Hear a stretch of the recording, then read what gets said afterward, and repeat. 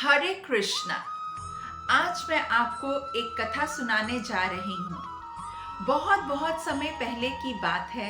सरस्वती नदी के तट पर सभी संतों ने सभा की और भृगु मुनि को चुना कि पता करो इस भौतिक जगत के तीन प्रमुख देवताओं में अर्थात भगवान ब्रह्मा, भगवान विष्णु और भगवान शिव में कौन है सर्वश्रेष्ठ।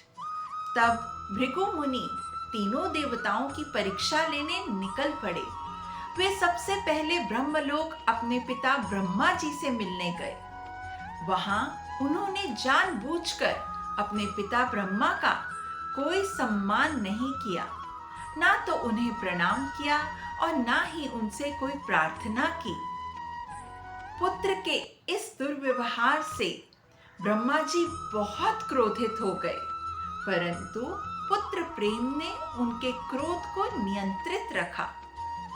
ब्रह्मा जी से मिलने के बाद भृगु मुनि सीधा कैलाश पर्वत भगवान शिव से मिलने पहुंचे। भृगु मुनि भगवान शिव के भाई थे।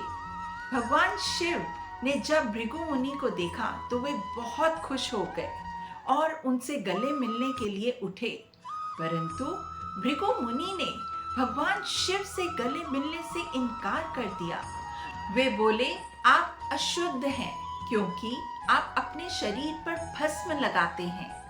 भाई की ऐसी कटुवाणी सुनकर भगवान शिव बहुत बहुत क्रोधित हो गए। इतना क्रोधित कि उन्होंने भृगु मुनि को मारने के लिए अपना त्रिशूल उठा लिया।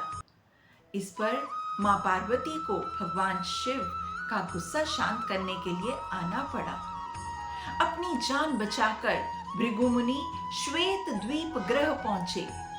वहां भगवान विष्णु फूलों की शैया पर विश्राम कर रहे थे। मां लक्ष्मी उनके पांव दबा रही थीं। तब भृगु मुनि ने जानबूझकर भगवान की छाती पर जोर से लात मारी। इस पर भगवान विष्णु ना तो क्रोधित हुए और ना ही उन्होंने भृगु मुनि को कोई श्राप दिया, अपितु वे तुरंत उठ खड़े हुए और उन्होंने ब्राह्मण को आदर पूर्वक प्रणाम किया और कहा, हे मुनिवर, आपके पांव कमल के फूल के समान कोमल हैं और मेरी छाती वज्र के समान कठोर है, इसलिए मैं आपकी पीड़ा के लिए आपसे क्षमा चाहता हूँ और आपकी पीड़ा को दूर करने के लिए आपके पांव को छूने की अनुमति चाहता हूँ। भगवान की ऐसी वाणी सुनकर भृगु मुनि की आंखों से आंसू बहने लगे। उनकी आवाज दब गई और वे चुपचाप संतों की सभा में वापस लौट आए। भृगु मुनि का पहला अपराध मानसिक था, जो उन्होंने भगवान ब्रह्मा पर किया। उनका दूसरा अपराध मौखिक था, जो भगवान शिव पर किया, और उनका तीसरा अपराध शारीरिक था, जो भगवान विष्णु पर किया।